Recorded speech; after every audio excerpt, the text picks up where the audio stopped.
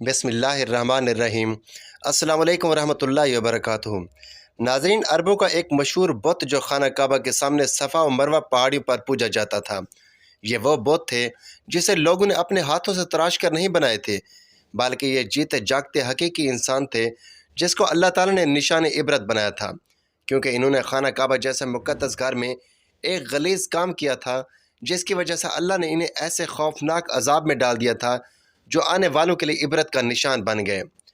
اس وقت سے لے کر آج تک جس نے بھی بیت اللہ کی بے حرمتی کی یا بے حرمتی کرنے کی کوشش کی تو اللہ تعالیٰ نے ان کا وہ حشر کیا کہ رہتی دنیا تک عبرت کا نشان بن کر رہ گئے، پھر چاہے وہ دنیا کا طاقتور ترین بادشاہ ابرہہ اور اس کے ہاتھیوں کا لشکر ہی کیوں نہ ہو۔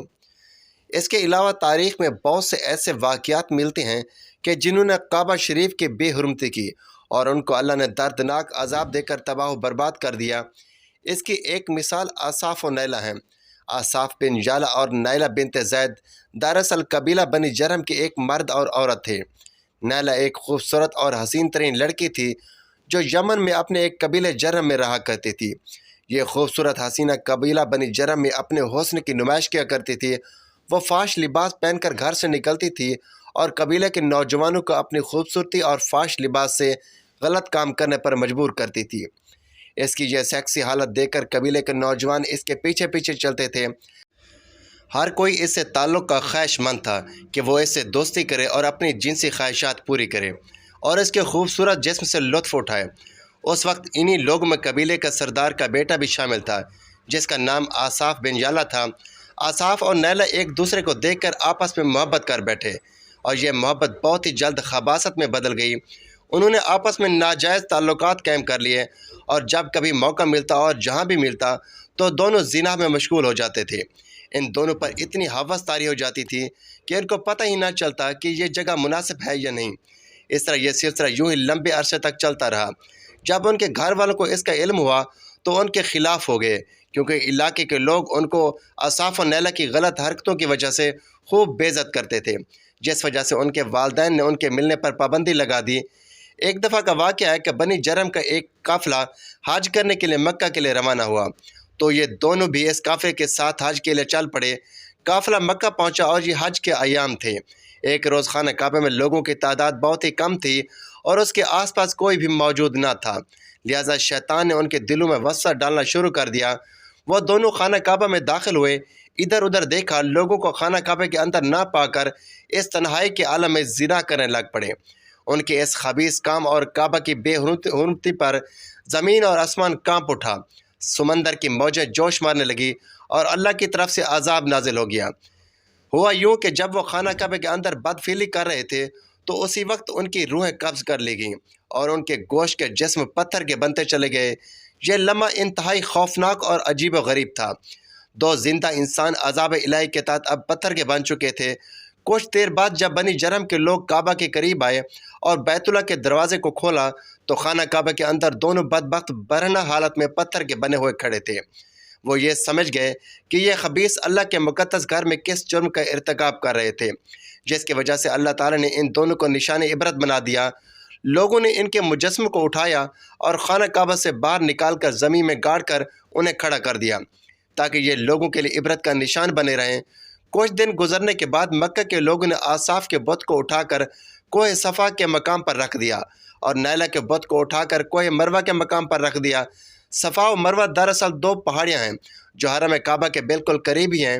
انہی دو پہاڑیوں پر چڑھ کر اور چکر لگا کر بی بی حاجرہ علیہ السلام اس وقت پانی کی تلاش کی تھی جب حضرت اسماعیل علیہ السلام شیر خوار بچے تھے اور پیاس کی شدت سے بے قرار ہو گئے تھے۔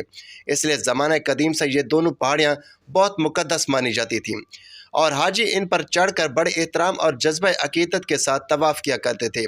جب آصاف اور نیلہ کے بت کو صفا اور مروہ پر رکھا گیا تو ان کی سزا یہ تجویز کی گئی کہ جو شخص بھی صفا و مروہ پر جائے وہ ان دونوں بتوں کو ایک ایک جوتا مارے۔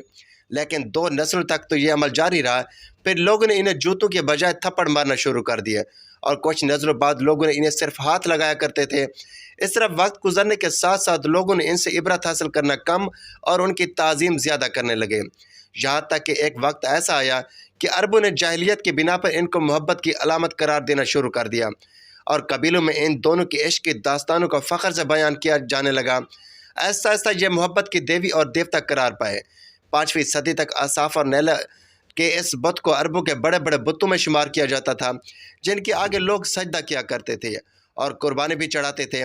حضرت زید بن حارث رضی اللہ تعالیٰ عنہ بیان کرتے ہیں کہ زمانہ جاہلیت میں جب مشرکین مکہ بیت اللہ کا طواف کرتے تو آصاف و نیلا کی اس بت کو چھوتے تھے۔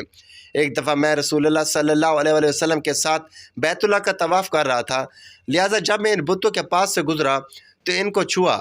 اس پر آپ صلی اللہ علیہ وسلم نے مجھ کے ان بتوں کو چھونے سے منع کیا۔ میں نے اپنے دل میں کہا کہ دیکھو تو صحیح کہ چھونے سے ہوتا کیا ہے، اس لیے دوبارہ ان کو چھوا۔ آپ صلی اللہ علیہ وسلم نے دوبارہ ذرا سختی سے منع کرتے ہوئے فرمایا کہ میں نے تم کو منع نہیں کیا تھا۔ حضرت زید فرماتے ہیں کہ اللہ کی قسم اس کے بعد کبھی کسی بت کو میں نے ہاتھ نہیں لگایا، اور میں قسم کھا کر کہتا ہوں کہ نبی کریم صلی اللہ علیہ وسلم نے کبھی بھی کسی بت کو نہیں چھوا تھا، جہاں تک کہ اللہ تعالیٰ نے آپ کو نبوت عطا فرما دی اور آپ پر وہی نازل ہونے لگی۔ ایک دن رشت و ہدایت کا ایک سورج طلوع ہوا جس سے یہ پورا خطہ جگمگا اٹھا۔ حضور پاک صلی اللہ علیہ وسلم نبوت کے عہدے پر فیض ہوئے۔ آپ صلی اللہ علیہ وسلم نے دعوت و تبلیغ کا کام شروع کیا۔ 10 ہجری میں جب اللہ نے عرب میں دین اسلام کو غالب کیا اور محمد صلی اللہ علیہ وسلم نے مکہ فتح کیا تو آپ فتح کے بعد حرم شریف میں داخل ہوئے اور آپ نے اپنی بھائی حضرت علی کے ساتھ مل کر تمام چھوٹے بڑے بتوں کو توڑ ڈالا۔ آپ بت توڑتے جاتے اور یہ فرماتے جاتے کہ حق آ گیا اور باطل مٹ گیا۔ بے شک باطل نے مٹ ہی جانا تھا، یہاں تک کہ خانہ کعبہ تمام بتوں سے پاک ہو گیا۔ پھر آپ صفا اور مروہ پر تشریف لے گئے اور آصاف اور نیلا کے ان بتوں کو اپنے مقدس ہاتھوں سے توڑ ڈالا۔ ہم نے دیکھا کہ آصاف اور نیلا کے ان بتوں کو لوگوں نے بطور عبرت صفا اور مروہ پر رکھا تھا، لیکن شیطان نے انہیں ایسا گمراہ کیا کہ وہ ان کی پوجا کرنے لگے۔ صرف یہی نہیں بلکہ زنا جیسے بدترین جرم جسے کعبہ شریف کے اندر کیا گیا تھا، لوگ اس داستان کو فخر کے طور پر بیان کرنے لگے۔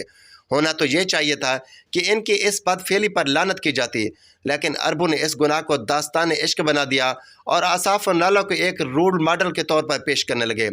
بالکل اسی طرح آج کے اس فتنے بھرے دور میں یہی کچھ حالات نظر آتے ہیں، جہاں اگر کوئی شخص کسی طرح کا سنگین جرم کرے تو برائی کو خوبصورت انداز میں پیش کر کے اس کی بھرپور تائید کی جاتی ہے۔ ناظرین، اللہ رب العزت سے دعا ہے کہ اللہ ہمیں ہر قسم کی برائی اور فتنوں سے محفوظ رکھے اور شیطانی وسوسوں اور چالوں سے حفاظت فرمائے۔ اللہ رب العزت سے دعا ہے کہ اللہ آپ کو لاتعداد نعمتوں سے نوازے، آپ کو ہمیشہ غم اور دکھ سے بچائے، دین اور دنیا کی دولت سے مالا مال فرمائے، آپ کو اور آپ کے گھر والوں کو صحت اور تندرستی عطا فرمائے، ہمیں ایمان پر قائم و دائم رکھے اور ہمارا خاتمہ ایمان پر فرمائے، آمین۔ ناظرین، یہ تھی ہماری آج کی ویڈیو۔ اچھی لگی ہو تو ویڈیو کو لائک کریں، شیئر کریں، چینل کو سبسکرائب کریں تاکہ ہر آنے والی اس طرح کی معلوماتی ویڈیو سب سے پہلے آپ تک پہنچے۔ تو ناظرین، اگلی ویڈیو تک کے لیے اجازت دیجیے۔ اللہ حافظ۔